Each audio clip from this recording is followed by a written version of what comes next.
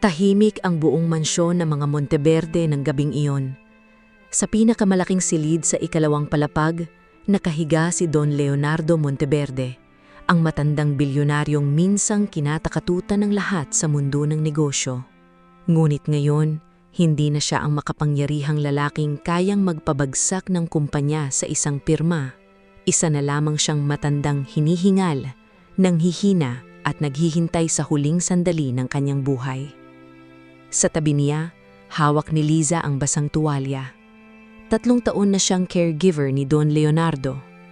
Hindi siya marangya, hindi siya mayaman, at wala siyang apelyidong kinikilala ng lipunan. Ngunit siya ang nag-alaga sa matanda noong panaong halos lahat ay abala sa pera, negosyo, at kapangyarihan. "Liza?" Mahinang tawag ni Don Leonardo. Agad lumapit si Liza. "Nandito po ako, Don Leonardo." Napatingin ang matanda sa kanya ng may lungkot at pasasalamat. "Ikaw lang ang hindi nang iiwan sa akin." Napayuko si Liza. "Trabaho ko po ang alagaan kayo." "Hindi." Mahinang sagot nito. "Hindi trabaho ang ginagawa mo. Puso ang ibinigay mo." Bago pa makasagot si Liza, bumukas ang pinto. Pumasok si Christoph Monteverde, ang nag-iisang anak ni Don Leonardo. Matangkad, gwapo, malamig ang mukha, at sanay na masunod ang gusto. Suot niya ang mamahaling itim na suit, ngunit makas sa mata niya ang pag-ahalala. "Dad?" sabi habang lumalapit. Kasunod niyang pumasok si Carmina, ang matagal na girlfriend ni Christoph. Maganda, elegante, at halatang sanay sa karangyaan. Ngunit nang makita niya si Liza sa tabi ng kama, agad ng lamig ang tingin niya. "Bakit siya nandito?" tanong ni Carmina. "Dahil siya ang nag-alaga sa akin." Hindi umimik si Liza pero ramdam niya ang talim ng tingin ni Carmina. Tinawag ni Don Leonardo ang abogado niyang si Attorney Ramirez. Inilapag nito ang isang makapal na folder sa mesa. Biglang bumigat ang hangin sa silid. "Christoph," sabi ng matanda, "bago ako mamatay, may huling habilin ako." "Sabihin niyo lang, Dad," sagot ni Christoph. Huminga ng malalim si Don Leonardo. "Mapupunta sa iyo ang lahat ng ari-arian ko, ang mansyon, kumpanya, lupa at buong Monteverde Empire." Napangiti si Carmina ng bahagya. "Pero may isang kondisyon." Napatigil ang lahat. "Kailangan mong pakasalan si Liza." Parang tumigil ang mundo. Nanlaki ang mata ni Liza. "Ano po?" Tumayo si Carmina. "This is insane!" Napatingin si Christoph sa ama, puno ng galit at pagkabigla. "Dad, may girlfriend ako." "Alam ko, pero hindi si Carmina ang babaeng magliligtas sa'yo sa pagiging halimaw ng pera." Lumapit si Carmina kay Christoph at hinawakan ng braso nito. "Christoph, hindi mo kailangang sundin yan." Ngunit nagsalita ang abogado. "Kapag hindi po pinakasalan ni Sir Christoph si Miss Liza sa loob ng 30 araw, ang buong mana ay mapupunta sa Charity Foundation. Wala siyang matatanggap kahit piso." Nanginginig si Liza.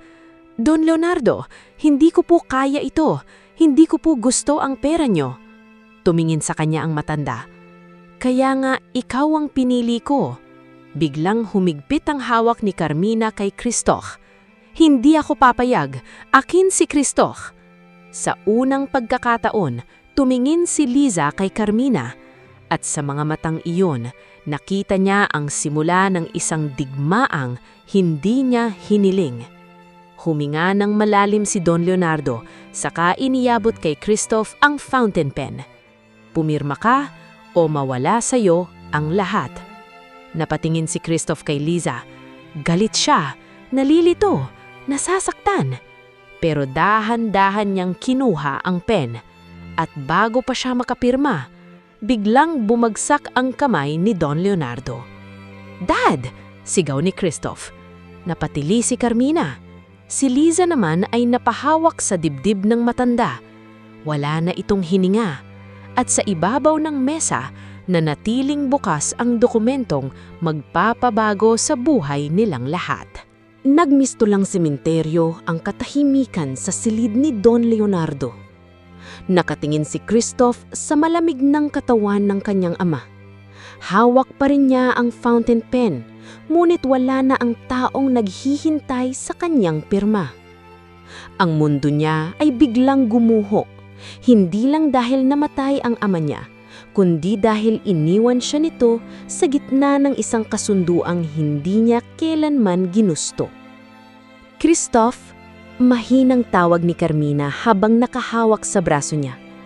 Huwag mong hayaang sirain ng matandang yan ang buhay natin. Napatingin si Christoph sa kanya. Ama ko siya. Pero ginamit ka niya. Mariing sagot ni Carmina. Ginamit niya ang mana para itali ka sa babaeng yan. Tinuro niya si Lisa. Napaatras si Lisa, parang siya ang may kasalanan sa lahat. Hindi ko po ito ginusto. Hindi ko po alam na ganito ang laman ng habilin. Ngunit hindi nakinig si Carmina. Lumapit siya kay Lisa. Mataas ang babat, puno ng galit ang mata. Magkano ang kailangan mo para lumayo? Napakurap si Lisa. Ano? Pera ang dahilan kung bakit ka nandito, di ba? Sarkastikong sabi ni Carmina. Caregiver ka lang, biglang may bilyonaryo kang mapapangasawa.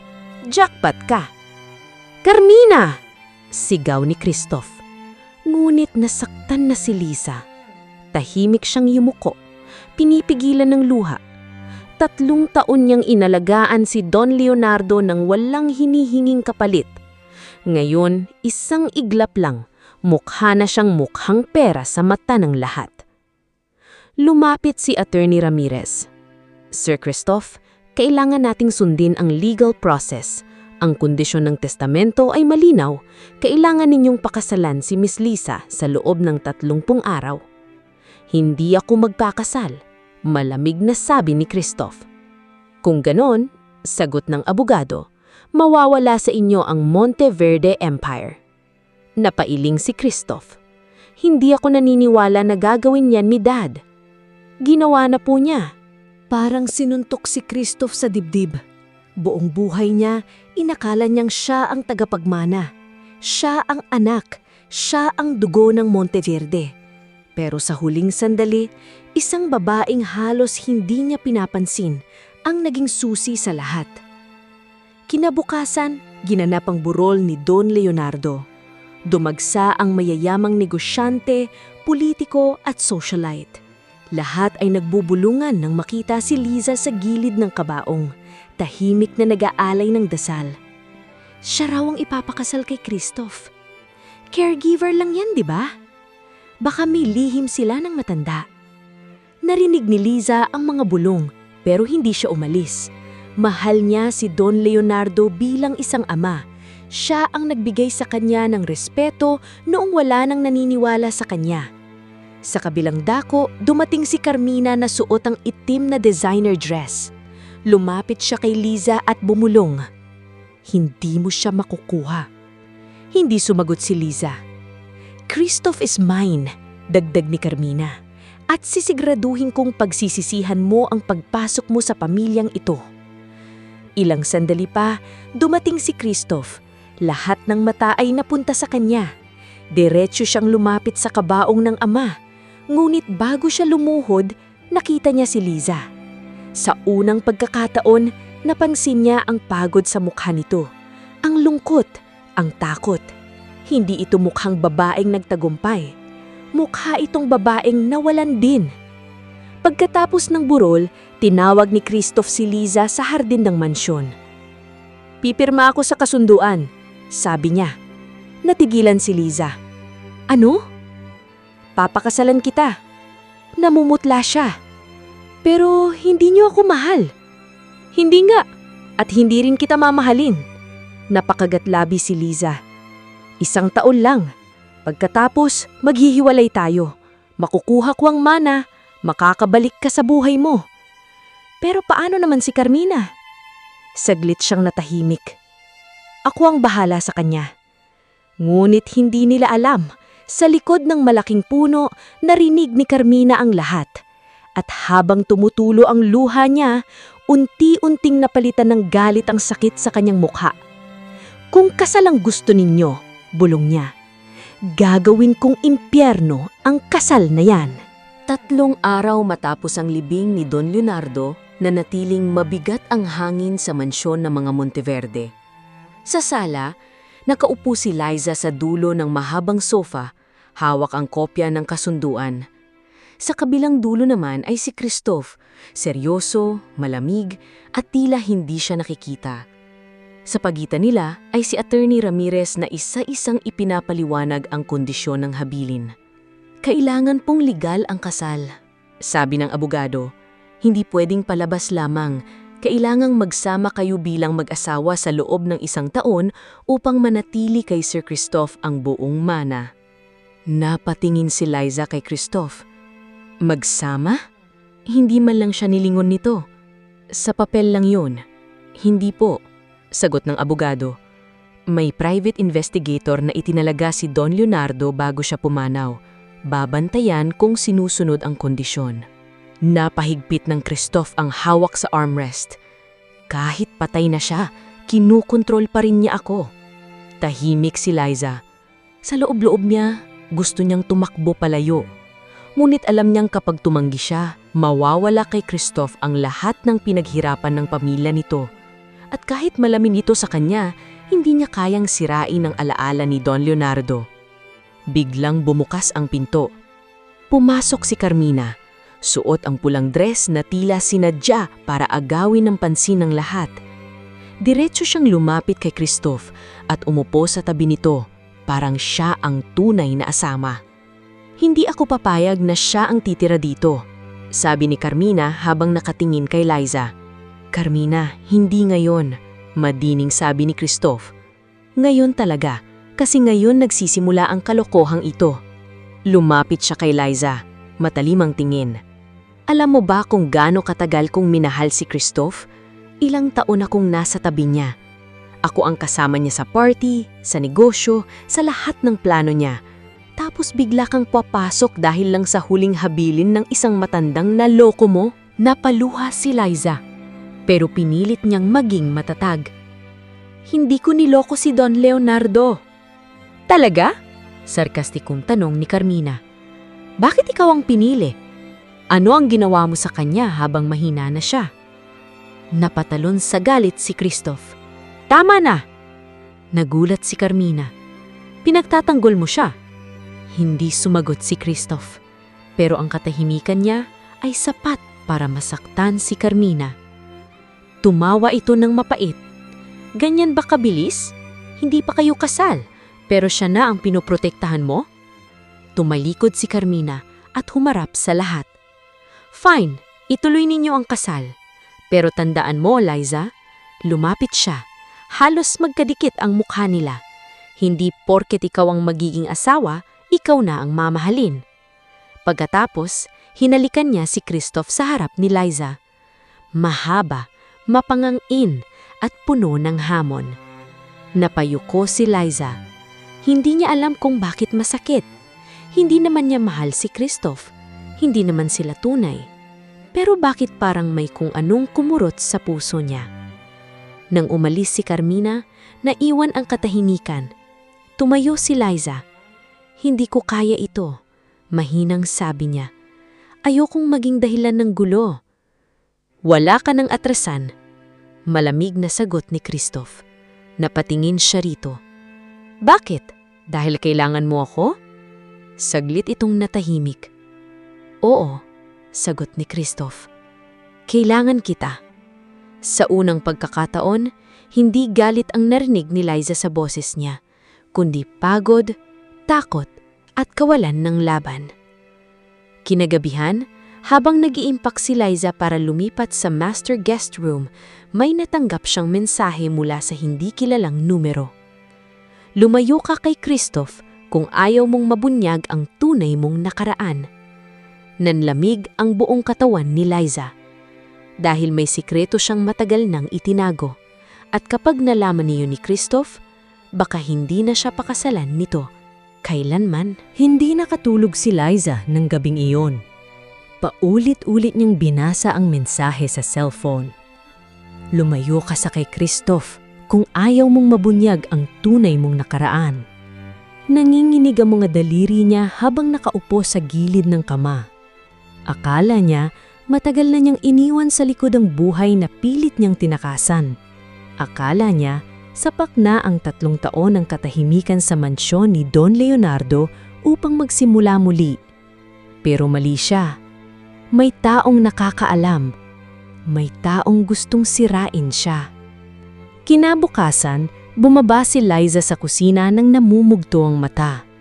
Naabutan siya ni Christoph na umiinom ng kape habang may kausap sa phone tungkol sa negosyo. Mukha itong malamig at abala, pero nang nakita siya, napahinto ito. "Hindi ka natulog?" tanong ni Christoph. "Okay lang ako," sagot ni Liza. Pilit ang ngiti.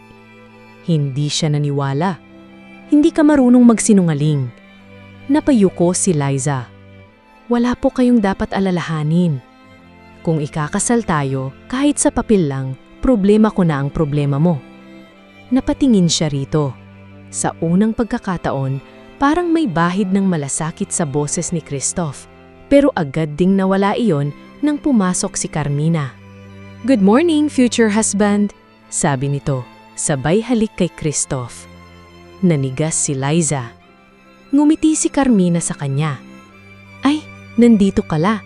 Akala ko, caregiver ka lang, hindi kasambahay na rin." "Carmina," babala ni Christoph. "Relax ka lang," sagot nito. "Biniro ko lang ang bride-to-be mo." Lumapit si Carmina kay Liza at inilapag sa mesa ang isang brown envelope. "Ano yan?" tanong ni Christoph. "Regalo," sagot ni Carmina. "Para malaman natin kung sino talaga ang babaeng pakakasalan mo." Namutla si Liza. Binuksan ni Christoph ang envelope. Ilang lumang dokumento at litrato ang laman. Isa roon ay larawan ni Liza, mas bata, payat, at umiiyak sa labas ng isang ospital. "Ano ito?" Malamig na tanong ni Christoph. Gumiti si Carmina. "Ang caregiver mong santo, minsan ang kinasuhan ng pagnanakaw sa dating niyang amo." Parang binuhusan ng yelo si Liza. "Hindi totoo yan," mahinang sabi niya. "Talaga?" Taas kilay ni Carmina. "May police record dito, may pangalan mo, may reklamo." Napapatingin si Christoph kay Liza. "Totoo ba ito?" Napuno ng luha ang mga mata ni Liza. "May kaso, pero hindi ako nagnakaw." "Then, explain," sabi ni Christoph. Huminga ng malalim si Liza. "Dati akong caregiver ng isang mayamang babae. May anak siyang nalulungdong sa bisyo. Isang gabi, may nawalang alahas. Ako ang pinakamadaling sisihin dahil mahirap lang ako. Pero ang totoo, anak niya ang kumuha." "Bakit hindi mo ipinaglaban?" tanong ni Christoph. "Sinubukan ko, pero sino ang maniniwala sa isang katulad ko?" Tahimik ang kusina. Ngunit tumawa si Carmina. "Napakaganda ng kwento, pang-drama." Tumayo si Liza, luhain ngunit matapang. "Hindi ko kailangang patunayan ang sarili ko sa'yo." "Kailangan mo," sagot ni Carmina, "dahil hindi ka nababagay dito."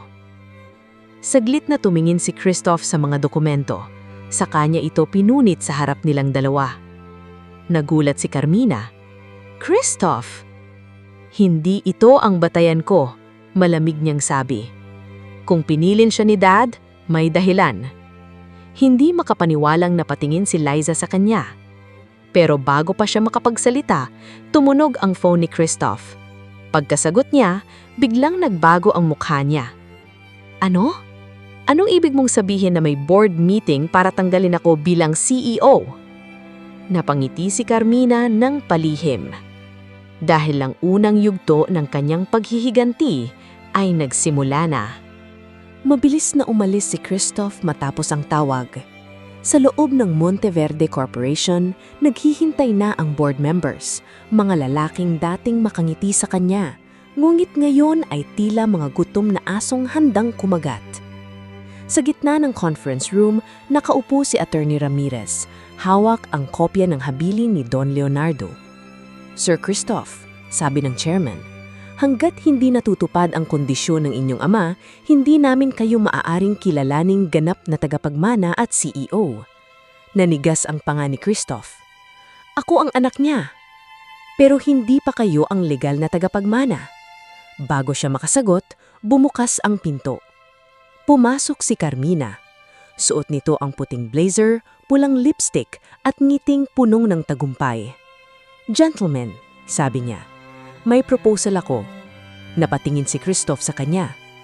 Anong ginagawa mo rito? Saving you, sagot ni Carmina. Kung hindi mo kayang pakasalan si Liza, pakasalan mo ako.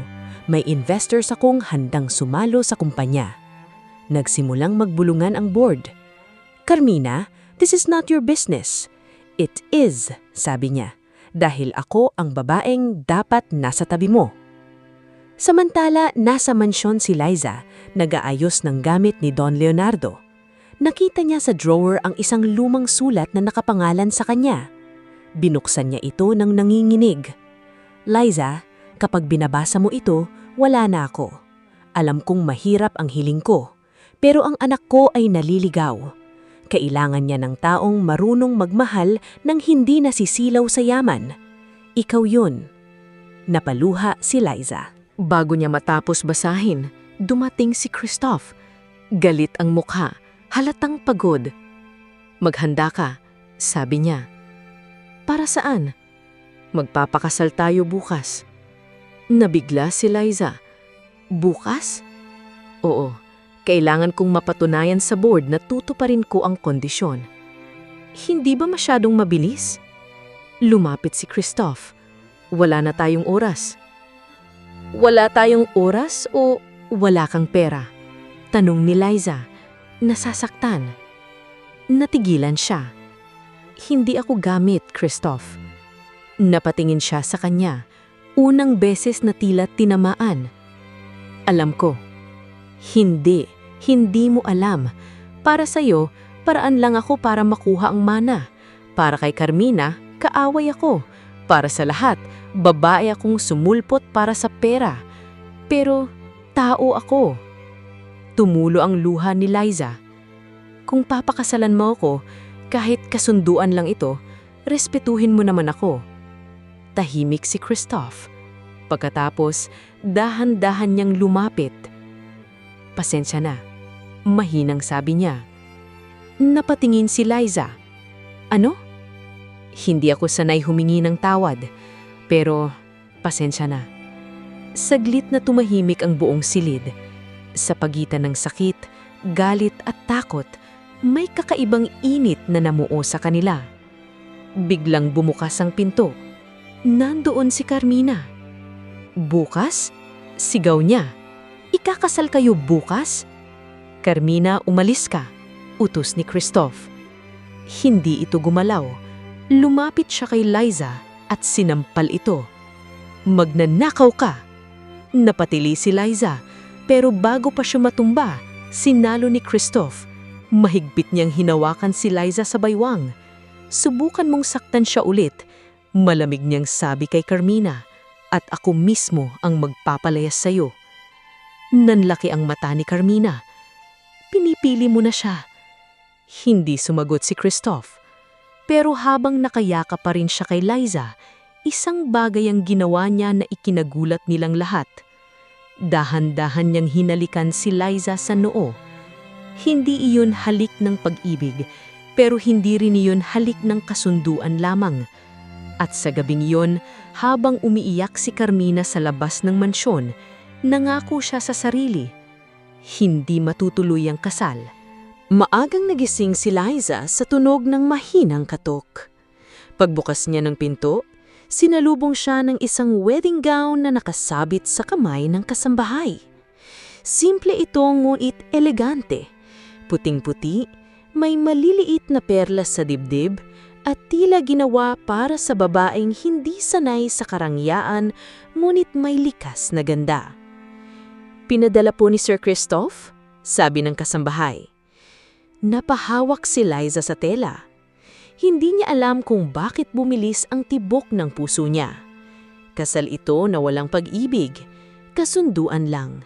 Pero bakit habang isinusuot niya ang gown, parang may bahagi ng puso niyang umaasang may himala? Sa kabilang kwarto, si Christoph ay nakatayo sa harap ng salamin. Suot ang itim na taksido, mukhang lalaking handa sa digmaan, hindi sa kasal. Pumasok si Attorney Ramirez. "Sir, handa na po ang lahat." "Si Carmina?" tanong ni Christoph. "Wala po sa guest list." Napatingin si Christoph sa bintana. Mas delikado iyon. Sa maliit na chapel sa loob ng mansyon gaganapin ang kasal. Walang marangyang bisita, ilang empleyado, abogado at saksi lamang. Mulit kahit simple, ramdam ni Liza ang bigat ng bawat tingin. Nang bumukas ang pinto at lumakad siya papunta sa altar, napatingin si Christoph. Natigilan siya. Si Liza, ang babaeng dati niyang nakikitang tahimik sa tabi ng ama niya, ngayon ay tila ibang tao. Simple, mahinhin, ngulit may kakaibang liwanag. Hindi siya mukhang mga agaw ng mana. Mukhang babaeng pilit naging matatag kahit durog na. Pagdating niya sa tabi ni Christoph, mahina siyang bumulong. "Pwede pa tayong umatras." Tumingin ito sa kanya. Hindi na. Nagsimula ang seremonya. Bawat salitang binibitawan ng pari ay parang pako sa dibdib ni Liza. Nang dumating ang sandali ng sumpaan, nanginginig ang kamay niya. "Liza," sabi ni Christoph, halos hindi marinig. "Tumingin ka sa akin." Dahan-dahan siyang tumingin. "Hindi kita papabayaan dito," sabi nito. Hindi iyon pag-ibig, pero sapat para huminga siya. "I do," mahinang sabi ni Liza. "I do," sagot ni Christoph. Ngulit bago pa sila ideklarang mag-asawa, biglang bumukas ang pintuan ng chapel. Pumasok si Carmina, suot ang itim na dress na parang panangis at paghihiganti. Sa likod niya ay dalawang lalaki na may hawak na folder at kamera. "Stop the wedding!" sigaw niya. Nagkagulo ang lahat. Lumapit si Carmina sa altar, luhaan ngunit matapang. Hindi pwedeng ikasal si Christoph sa babaeng yan. "Carmina, tama na," madiing sabi ni Christoph. "Hindi," sigaw niya, "dahil buntis ako." Parang kidlat na tumama ang salitang iyon. Namutla si Liza. Napatingin si Christoph kay Carmina. "Ano?" Hinawakan ni Carmina ang tiyan niya. "Buntis ako, Christoph. Anak mo." Tahimik ang buong chapel. Pakiramdam ni Liza, biglang nawala ang lupa sa ilalim niya. Hindi siya makagalaw. Hindi siya makahinga. "Hindi mo sinabi," malamig na sabi ni Christoph. "Dahil akala ko pipiliin mo ako," humihikbin sagot ni Carmina. "Pero ngayon, kailangan mong malaman, hindi mo pwedeng pakasalan siya habang dinadala ko ang anak mo." Nanlaki ang mata ni Carmina. Hinawakan ni Christoph ang kamay ni Liza at hinarap ang pari. "Ituloy natin." At habang sinasambit ng pari ang huling salita, tumulo ang luha ni Liza. Dahil sa araw ng kanyang kasal, hindi singsing ang pinakamabigat na isinuot niya, kundi ang lihim na may ibang babaeng nagsasabing dinadala ang anak ng kanyang asawa.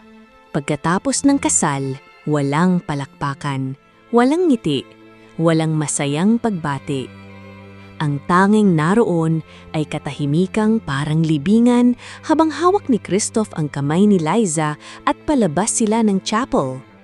Sa likod nila, humihikbi si Carmina, ngulit ang kanyang mga luha ay hindi sapat para mapahinto ang kasalang naganap na. Pagdating sa mansyon, agad na sinulubong sila ng mga kasambahay, ngunit walang naglakas loob magsalita. Lahat ay nakatingin sa bagong Mrs. Monteverde. ang dating caregiver na ngayon ay asawa na ng tagapagmana. Dalhin ang gamit ni Liza sa master bedroom, utos ni Christoph. Napatingin si Liza sa kanya. Master bedroom? Kailangan nating magmukhang tunay na mag-asawa. Magmukha? Mapait niyang ulit. Hindi sumagot si Christoph. Alam niyang nasaktan niya ito pero wala siyang ibang paraan. Binabantayan sila ng abogado, ng board at marahil ng mga taong iniwan ni Don Leonardo.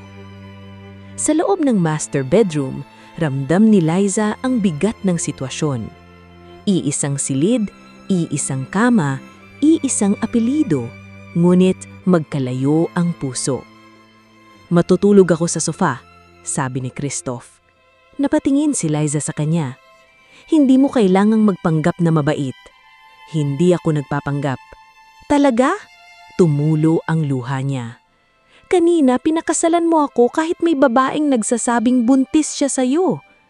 Nanigas ang mukha ni Christoph. Hindi ako sigurado kung totoo iyon.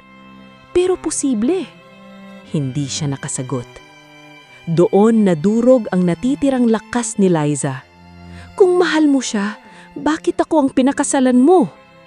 Dahil kailangan kitang pakasalan. Napatawa si Liza ng mapait. Kailangan, hindi gusto. Lumapit si Christoph, ngunit umatras siya. Huwag, mahinang sabi niya. Pagod na akong maging kasangkapan sa buhay ng ibang tao. Nang gabing iyon, si Liza ay natulog sa kama habang si Christoph ay nasa sofa. Ngunit walang tunay na nakatulog sa kanila. Si Liza ay tahimik na umiiyak. Si Christoph naman ay nakatingin sa kisame. Paulit-ulit na iniisip ang tanong, paano kung buntis nga si Carmina? Kinabukasan, dumating si Carmina sa mansyon kahit hindi imbitado. Suot niya ang puting damit, hawak ang isang folder. Medical result, sabi niya kay Christoph. Buntis ako. Namutla si Liza habang nakatayo sa hagdan. Binasa ni Christoph ang papel, ngunit hindi niya agad pinaniwalaan. Magpapasuri tayo sa doktor na pipiliin ko. Nagalit si Carmina. Pinagdududahan mo ako? Pinoprotektahan ko ang sarili ko. Lumapit si Carmina kay Liza. Masaya ka na? Kasal ka nga, pero ako ang may anak niya. Napaiwas ng tingin si Liza, pero hindi na siya umatras. Kung totoo yan, mahinahon niyang sabi, hindi ko aagawin ang responsibilidad ni Christoph bilang ama. Natawa si Carmina. Responsibilidad? Akala mo enough na yon? Kapag ipinanganak ang batang ito, ako ang magiging tunay na pamilya niya. Natigilan si Christoph, ngunit bago pa makasagot ang sinuman, pumasok si Attorney Ramirez na seryoso ang mukha. Sir Christoph, may problema po. Ano na naman? May bagong dokumentong lumabas. May clause sa habilin ni Don Leonardo. Lumapit siya at inilapag ang kapel. Kapag napatunayang may anak kayo sa ibang babae habang kasal kayo kay Miss Liza, maaaring mawala sa inyo ang kalahati ng mana. Nanlaki ang mata ni Carmina. Si Liza naman ay napahawak sa dibdib. At si Christoph, sa unang pagkakataon, napatingin kay Liza hindi bilang bahagi ng kasunduan, kundi bilang babaeng maaaring tuluyang masira dahil sa mga kasalanang hindi naman niya ginawa. Hindi nagsalita si Carmina matapos marinig ang bagong clause sa habilin. Saglit na nawala ang tapang sa kanyang mukha. Ang babaeng kanina'y puno ng yabang ay biglang namutla. Parang may lihim na muntik ng mabunyag. Kalokohan yan, sabi niya, pilit ang boses. Hindi maaaring pakialaman ni Don Leonardo ang anak ko. Hindi ang anak ang pakialam niya, kundi ang katotohanan. Napatingin si Christoph kay Carmina. Kaya pala bigla kang sumulpot sa kasal. Dahil anak mo ito, sigaw ni Carmina. Kung sigurado ka, pumayag ka sa test. Nanginginig ang labi ni Carmina. Hindi mo ako kailangang ipahiya para lang ipagtanggol ang babaeng yan. Napatingin si Liza sa sahig.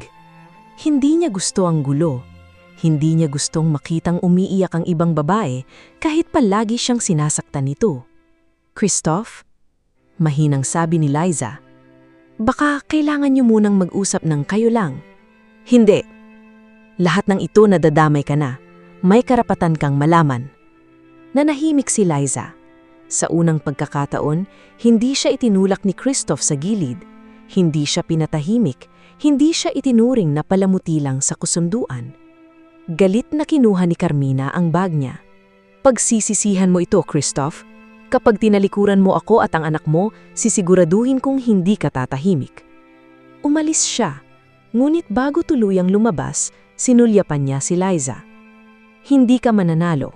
Hindi ka kagandahan, hindi ka mayaman, at hindi ka ang unang niyang minahal." Tumagos iyon sa puso ni Liza, pero nanatili siyang nakatayo.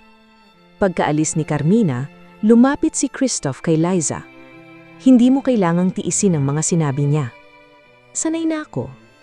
Mahinang sabi niya. "Hindi dapat." Nagulat siya sa lambot ng boses nito. Ilang sandali silang nagkatitigan. May gustong sabihin si Christoph pero naputol iyon nang tumunog ang cellphone niya. Board meeting na naman. Kailangan niyang umalis. "Magpahinga ka," sabi niya. "Babalik ako mamaya." Nang maiwan si Liza sa mansyon, pumasok siya sa dating silid ni Don Leonardo. Doon niya hinanap ang lakas sa katahimikan. Sa ibabaw ng mesa, nakita niya ang kahong iniwan ng matanda. May maliit na susi at sulat. "Para kay Liza, kapag handa ka nang malaman kung bakit ikaw ang pinili ko." Nanginginig niyang binuksan ng kahon. Sa loob ay mga lumang litrato, dokumento at isang birth certificate. Napanganga si Liza nang mabasa ang pangalan ng ina niya. Ang kanyang yumaong ina pala ay dating kasambahay ni Don Leonardo at sa likod ng litrato may nakasulat, "Patawarin mo ako. Hindi ko nailigtas ang pamilya mo noon." Nanlabo ang paningin ni Liza. Ano ang ibig sabihin nito? Bakit kilala ni Don Leonardo ang kanyang ina? Bago niya pa masuri ang lahat, biglang may humawak sa kanyang balikat mula sa likod. Napatalon siya sa gulat. Si Carmina. "Akala mo, ikaw lang ang may lihim." Bulong nito. Napaatras si Liza. "Paano ka nakapasok?" Ngumiti si Carmina, malamig at mapanganib. "Mas matagal akong naging bahagi ng bahay na ito kaysa sayo." Dinampot ni Carmina ang birth certificate at tinignan ito. Biglang lumawak ang ngiti niya. "Kaya pala pinili ka ng matanda. Isauli mo niyan," sabi ni Liza. Mulit hindi nakinig si Carmina. Kapag nalaman ni Christoph ang laman nito, baka mas lalo kang kapitan. Lumapit siya kay Liza. "Kaya sisiguraduhin kong ako muna ang makakagamit ng lihim mo." Agad niyang inilagay ang dokumento sa bag at tumakbo palabas. Hinabol siya ni Liza, ngulit pagdating sa hagdan, nadulas siya. "Liza!" sigaw ni Christoph mula sa pintuan. Bumagsak si Liza sa sahig. At ang huling nakita niya bago magdilim ang paningin ay si Carmina, na hawak ang dokumentong maaaring magbago sa tunay na dahilan ng kasal nila. Nakahandusay si Liza sa malamig na sahig. Maputla ang mukha at bahagyang nalinginig ang kamay. Sa unang pagkakataon, nakalimutan ni Christoph ang mana, ang board, si Carmina, at ang lahat ng kasunduang pumapalibot sa kanila. Ang tanging nakita niya ay si Liza. "Liza, gumising ka," sabi niya, hawak ang mukha nito. "Please." Dahan-dahang iminulat ni Liza ang mga mata niya. Ang dokumento." "Wala akong pakialam sa dokumento," mariing sagot ni Christoph. "Ikaw ang mahalaga." Natigilan si Liza sa narinig, ngulit bago siya makapagsalita, binuhat siya ni Christoph papunta sa sasakyan. Habang nasa ospital, hindi nito binitawan ang kamay niya. Nang sabihin ng doktor na wala siyang bali at kailangan lang magpahinga, saka lamang nakahinga ng maluwag si Christoph. Ngunit si Liza hindi mapakali. Kinuha ni Carmina ang birth certificate. Mahinang sabi niya. May kilalaman iyon sa nanay ko at sa papa mo. Nanlamig ang mukha ni Christoph. Anong ibig mong sabihin? Hindi ko pa alam, pero may sulat si Don Leonardo. Sinabi niyang hindi niya iniligtas ang pamilya ko noon. Tahimik si Christoph. Biglang bumigat ang puso niya. Buong buhay niyang inakala na ang ama niya ay matigas, makapangyarihan at walang pinagsisisihan. Ngunit ngayon, tila may malaking kasalanang iniwan si Don Leonardo sa likod. Samantala, sa isang pribadong hotel room, nakaupo si Carmina habang binabasa ang dokumento. Kasama niya ang isang misteryosong lalaki, si Marco, dating empleyado ng Monteverde Corporation na tinanggal ni Don Leonardo. Malaki ang hawak mo, sabi ni Marco. Ngumiti si Carmina. Gaano kalaki? Kung tama ang intindi ko, ang ina ni Liza ang dating babaeng pinagkatiwalaan ni Don Leonardo. May nangyaring iskandalo noon. Isang pagkawala ng pera, isang sunog, at isang pamilyang nawasak. Napangisi si Carmina. At pwedeng palabasin na anak sa labas si Liza? Pwede, sagot ni Marco. Kahit hindi totoo, sapat na para guluhin si Christoph kapag inakala niyang kapatid niya si Liza tapos kasal sila. Tumawa ng mahina si Carmina. Masisira silang dalawa. Kinagabihan, bumalik sina Christoph at Liza sa mansyon. Pinilit ni Liza na tumayo mag-isa pero inalalayan siya ni Christoph. Kaya ko, sabi niya. Alam ko, sagot nito. Pero hindi ibig sabihin iiwan kitang mag-isa. Napatingin si Liza sa kanya. May kakaiba na sa boses ni Christoph. Hindi na kasing lamig ng dati. Hindi na tulad ng lalaking pinakasalan siya dahil sa mana lamang.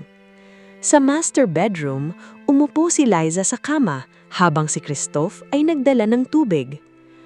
Bakit mo ako pinurtektahan kanina? Tanong niya. Saglit itong natahimik. Dahil asawa kita. Sa papel lang. Tumingin si Christoph sa kanya. Hindi na ako sigurado kung papel lang. Bumilis ang tibok ng puso ni Liza. Ngunit bago pa siya makasagot, tumunog ang cellphone ni Christoph. Isang message mula sa unknown number. Alam mo ba kung sino talaga si Liza? Baka pinakasalan mo ang babaeng hindi mo dapat pakasalan. Kasunod nito ay isang larawan ng birth certificate. Namutla si Christoph. Kinuha ni Liza ang phone at napasinghap. Ilang segundo silang natahimik. Pagkatapos, biglang tumunog ang doorbell sa buong mansyon. Pagbukas ng kasambahay, bumungad si Carmina sa pintuan kasama ang mga reporter. Christoph, sigaw niya sa harap ng kamera. Totoo bang pinakasalan mo ang babaeng posibleng kapatid mo? At sa isang iglap, ang lihim na hindi pa nila naiintindihan ay naging iskandalong sisira sa pangalan nilang dalawa. Nagkagulo ang buong harapan ng mansyon. Sunod-sunod ang flash ng kamera. Nag-uusap, nagsisigawan at nagtutulakan ang mga reporter habang nakatayo si Carmina sa gitna, parang bidang babae sa sarili niyang palabas. Christoph! Sigaw niya. Sagutin mong tanong, totoo bang posibleng kapatid mo si Liza? Nanigas si Liza sa tabi ni Christoph. Parang lahat ng dugo sa katawan niya ay naubos. Hindi niya alam kung saan titingin. Sa kamera? Sa mga taong nanghuhusga? O kay Christoph na tahimik na nakatitig sa dokumentong hawak niya? Pumasok ka sa loob, mahinang sabi ni Christoph. Christoph? Now, Liza, hindi iyon galit. Utos iyon ng taong gustong protektahan siya. Ngunit bago pa siya makagalaw, lumapit si Carmina. Luhaan ang mukha ngunit may halong tagumpay sa mata. Hindi mo ba kayang harapin ang katotohanan, Liza? Tanong nito. Ginamit ka ni Don Leonardo at ngayon ginamit mo rin si Christoph. Wala akong ginamit, nanginginig na sagot ni Liza. Talaga? Tinaas ni Carmina ang kopya ng birth certificate. Bakit itinago mo ito? Dahil ninakaw mo. Nabulabog ang mga reporter. Biglang humakbang si Christoph sa pagitan nilang dalawa. Tama na. Hindi, sigaw ni Carmina. Karapatan kong malaman kung sino ang pinakasalan mo. Karapatan kong protektahan ang anak ko. Napatingin ang mga reporter sa tiyan ni Carmina. Mas lalong lumakas ang bulungan. Anak? Tanong ng isang reporter. Buntis po kayo kay Mr. Monteverde? Napangiti si Carmina ng bahagya. Yes, dinadala ko ang anak ni Christoph. Parang sinaksak sa dibdib si Liza. Kahit kasunduan lang ang kasal nila, kahit alam niyang may nakaraan si Christoph at Carmina, masakit pa rin. Masakit makita ang babaeng minahal niya noon na ipinagsisigawan sa buong mundo na siya ang tunay na may karapatan. Naramdaman ni Christoph ang paglayo ni Liza. Kaya bigla niyang hinawakan ng kamay nito. Sa harap ng kamera, sa harap ni Carmina, sa harap ng lahat. Liza is my wife, malinaw niyang sinabi. At kahit ano pa ang lumabas na chismis, hindi ko siya hahayaang tapakan ninyo. Nagulat si Liza. Nawala ang ngiti ni Carmina. Christoph, mahinang sabi nito. Paano ako? Paano ang anak natin? Napatingin si Christoph sa kanya. Kapag napatunayan mong anak ko yan, mananagot ako. Pero hindi kita hahayaang gamitin ang bata para siraan ng asawa ko. Asawa? Mapait na tawa ni Carmina. Mahal mo na ba siya? Tahimik si Christoph. Ngunit ang katahimikang iyon ang pinakamasakit para kay Carmina. Bago pa makapagsalita ang kahit sino, dumating si Attorney Ramirez kasama ang isang matandang babae na nakasuot ng simpleng barosaya. Namumula ang mata nito. Nanginginig ang kamay. Sir Christoph, may taong kailangang magsalita. Napatingin si Liza sa matanda. Nanay Esther, bulong niya. Si Nanay Esther ang babaeng kumupkop kay Liza noong bata pa siya matapos mawala ang kanyang ina. Lumapit ito, hawak ang lumang sobre. Anak, matagal ko nang itinago ito dahil utos ng nanay mo. Pero panahon na para malaman mo ang totoo. Napalunok si Liza.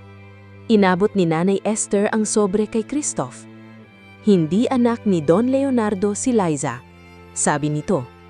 Napahinga ng malalim si Christoph, ngunit hindi pa doon natapos ang revelasyon. Ang ina ni Liza, dagdag ni Nanay Esther, ay dating kinasintahan ng kapatid ni Don Leonardo. Nagulat ang lahat. Nanlaki ang mata ni Carmina. Ibinuka ni Liza ang bibig pero walang lumabas na salita. Ang pamilya ni Liza, patuloy ni Nanay Esther, ay nawalan ng lahat dahil sa kasalanang ginawa ng mga Monteverde.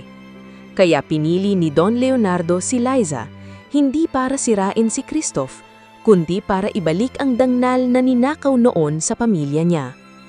Bumagsak ang katahimikan. Tumulo ang luha ni Liza. Tumingin siya kay Christoph, ngunit ang nakita niya ay hindi galit, kundi guilt at takot na baka tuluyan nang lumayo siya. Sa gitna ng mga kamera, dahan-dahang binawi ni Liza ang kamay niya. Hindi pala kasal ang ibinigay sa akin ng ama mo, bulong niya. Kabayaran pala. Matapos ang revelasyon ni Nanay Esther, hindi na kinaya ni Liza ang bigat ng tingin ng lahat. Hindi niya pinansin ang mga reporter, hindi niya pinansin ang pagtawag ni Christoph. Dahan-dahan siyang umatras, luhaan, hawak ang dibdib na para bang doon mismo dinurog ang buong pagkatao niya. Liza, please, sabi ni Christoph. Pero umiling siya. Akala ko pinili ako ni Don Leonardo dahil may nakita siyang kabutihan sa akin, nanginginig niyang sabi.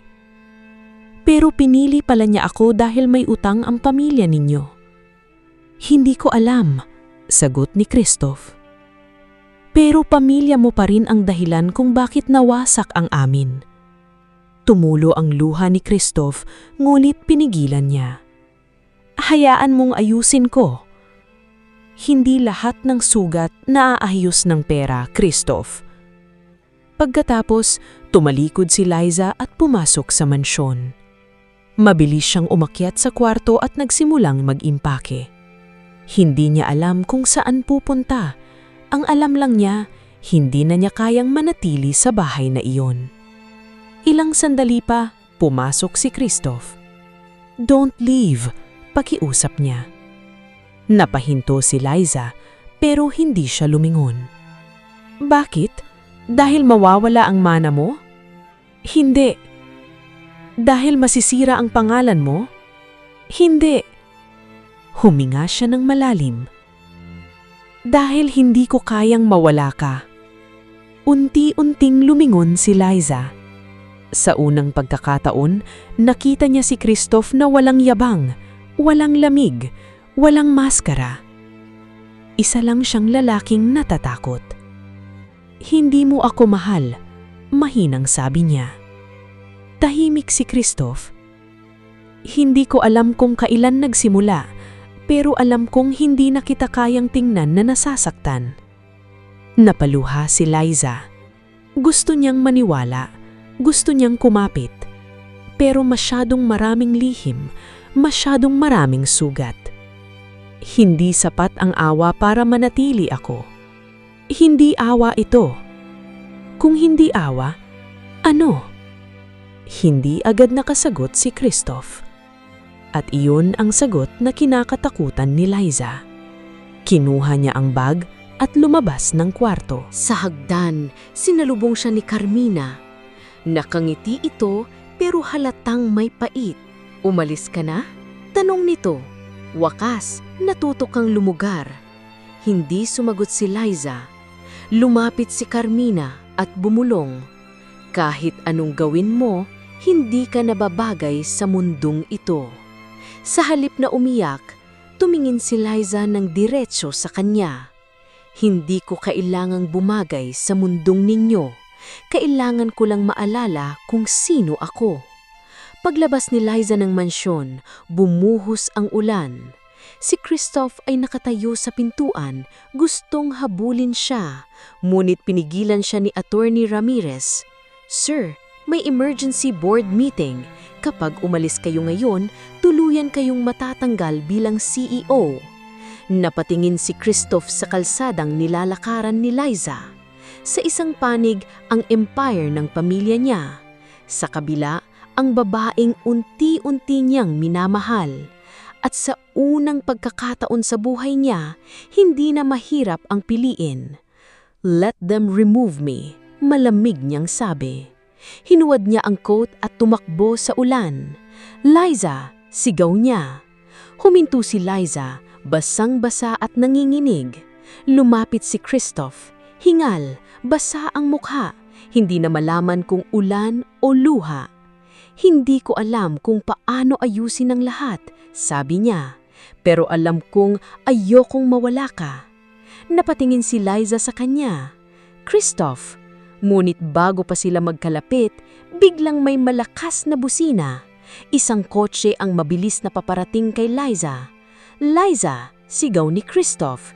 Itinulak niya ito palayo. At sa isang iglap, si Christoph ang sinalpok ng sasakyan. "Christoph!" Napunit ang gabi sa sigaw ni Liza. Bumagsak si Christoph sa basang kalsada habang patuloy ang buhos ng ulan. Ilang segundo siyang hindi gumalaw. Ang lalaking sanay makita ng lahat na matatag, makapangyarihan at hindi natitinag ay nakahandusay ngayon sa harap niya. Tumakbo si Liza, nanginginig ang buong katawan. "Christoph, gumising ka, please!" Dumilat si Christoph ng bahagya. May dugo sa gilid ng labi niya, ngunit pilit siyang numiti. "Okay ka lang?" mahinang tanong niya. "Nagulgol si Liza. Ako pa ang inaalala mo?" "Dapat." Huminga siya ng putol-putol. "Hindi ka masaktan." Dumating ang ambulansya makalipas ang ilang minuto.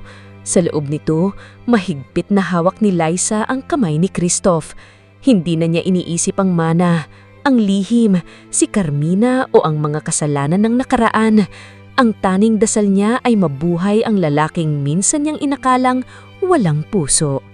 Sa ospital, sinalubong sila ng mga doktor.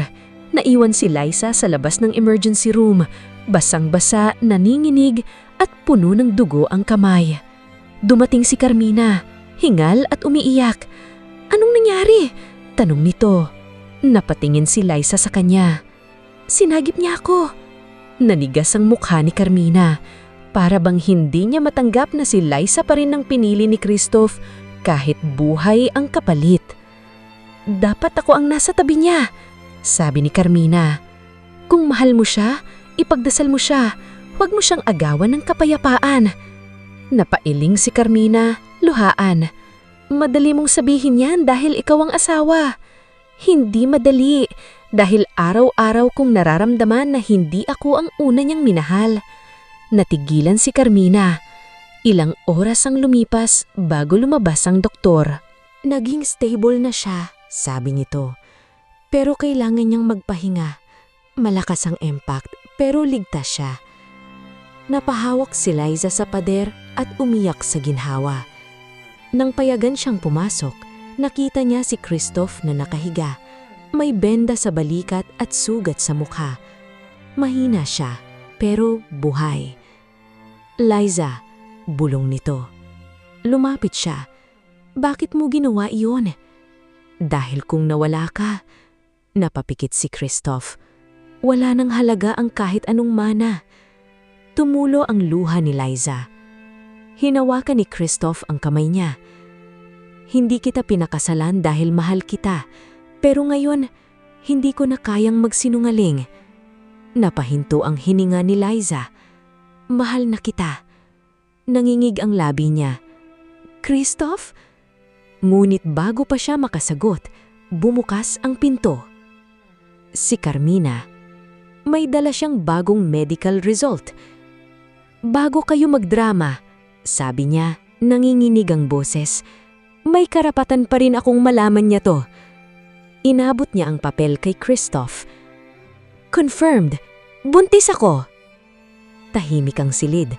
Napatingin si Liza kay Christoph, durog ang puso. Ngunit biglang nagsalita ang doktor na pumasok kasunod ni Carmina. Miss Carmina, may kailangan po tayong linawin. Namutla si Carmina. Tumingin ang doktor kay Christoph. Ang pagbubuntis niya ay totoo, pero base sa resulta, hindi tumutugma ang timeline sa panahong kasama niya kayo. Nanlaki ang mata ni Christoph. Si Liza ay napasapo sa bibig at si Carmina sa unang pagkakataon nawalan salita.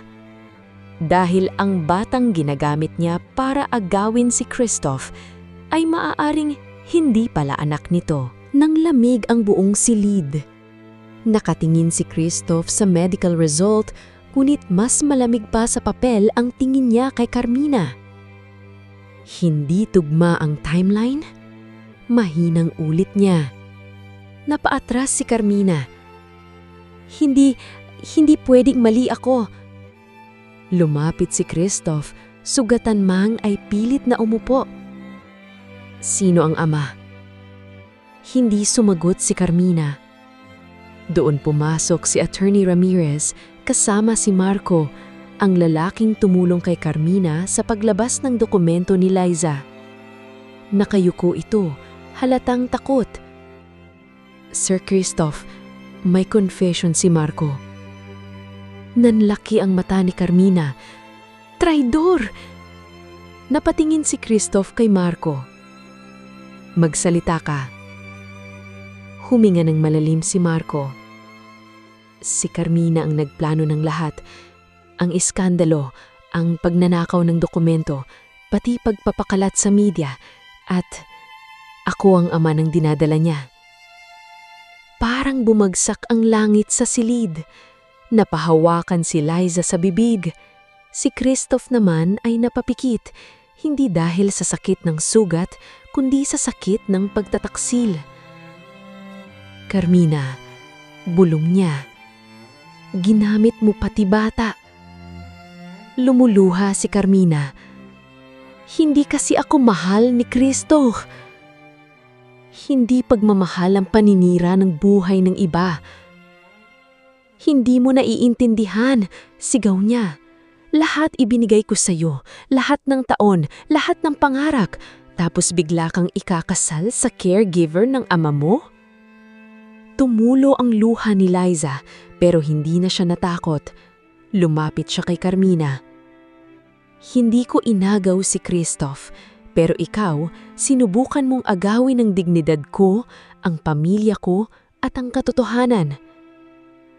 Napatingin si Carmina sa kanya, puno ng galit at kahihiyan. Wala ka pa ring panalo dahil ang mundong ito hindi para sa katulad mo. Sa unang pagkakataon, gumiti ng malungkot si Liza. Hindi ko kailangan ng mundong inyo. Sapat na sa akin ang taong pipili sa akin ng totoo. Napatingin si Christoph kay Liza.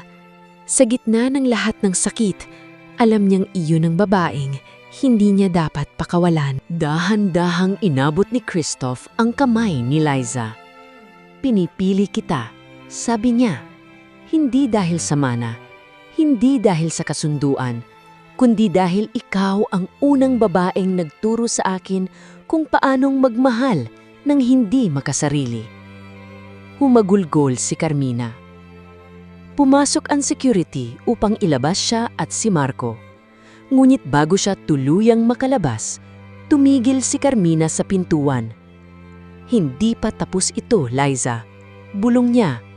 Kahit bumagsak ako, sisiguraduhin kong may iiwan akong sugat. Pagkaalis nila, bumalik ang katahimikan. Napaupo si Liza sa tabi ni Christoph. Hinawakan niya ang kamay nito. Takot ako, amin niya. Ako rin, sagot ni Christoph. Paano kung masyado na tayong maraming sugat para magsimula? Hinaplos ni Christoph ang kanyang palad. Kung sugat ang nagsimula sa atin, mahinang sabi niya, pagmamahal ang magpapagaling. Ngunit kinabukasan, habang nagpapahinga si Christoph sa ospital, dumating ang balitang yumanig muli sa kanila. Naglabas ng public statement si Carmina, hindi tungkol sa bata, hindi tungkol kay Marco, kundi tungkol sa tunay na dahilan kung bakit pinili ni Don Leonardo si Liza. At sa statement na iyon, sinabi niyang hawak niya ang huling liham ng matanda. Liham na maaaring magpatunay na ang kasal ni na Liza at Christoph ay hindi lang habilin, kundi bahagi ng isang paghihiganti. Kumalat sa social media ang statement ni Carmina na parang apoy. Ang kasal ni na Christoph at Liza ay hindi pag-ibig, hindi rin simpleng huling habilin. Isa itong paghihiganti ni Don Leonardo. Sa loob ng ospital, tahimik na pinanood ni Liza ang balita. Nanginginig ang kamay niya habang hawak ang phone. Akala niya tapos na ang gulo. Akala niya nang mabunyag ang kasinungalingan ni Carmina, makakahinga na siya. Pero mali siya. Liza, mahinang tawag ni Christoph mula sa kama. Huwag kang maniwala agad. Napatingin siya rito. Paano kung totoo? Hindi mahalaga ang intensyon ng papa ko ngayon. Ang mahalaga, tayo. Madaling sabihin yan, sagot ni Liza, nangingilid ang luha. Pero buong buhay ko, parang pinaglalaroan lang ako ng mayayaman. Bago pa sila makapagtalo, dumating si Attorney Ramirez. Hawak nito ang isang sealed envelope. May huling liham si Don Leonardo. Sabi nito, iniutos niyang buksan lamang kapag muntik nang masira ang kasal ninyo. Nanlamig ang buong silid. Dahan-dahang binuksan ni Christoph ang liham at binasa. Anak, patawarin mo ako. Pinili ko si Liza hindi para parusahan ka, kundi para itama ang pinakamalaking kasalanan ko. Noong kabataan ko, hinayaan kong sirain ng kapatid ko ang pamilya ni Liza. Tinakpan ko ang katotohanan para iligtas ang pangalan ng Monteverde. Tumulo ang luha ni Liza. Nagbatuloy si Christoph.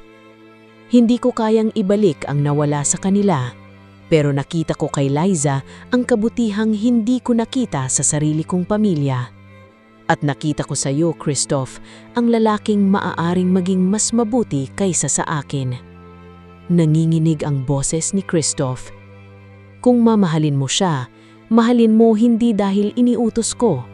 Mahalin mo dahil siya ang babaeng kayang hilahin ka palabas sa dilim. Tahimik ang lahat.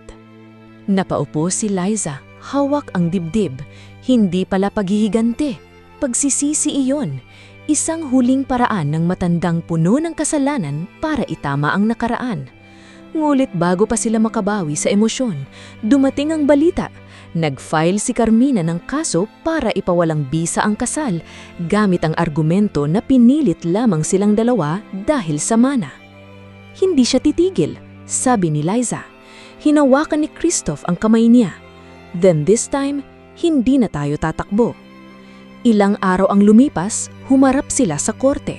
Naroon si Carmina, maputla ngunit matapang pa rin, hawak ang huling barahan niya.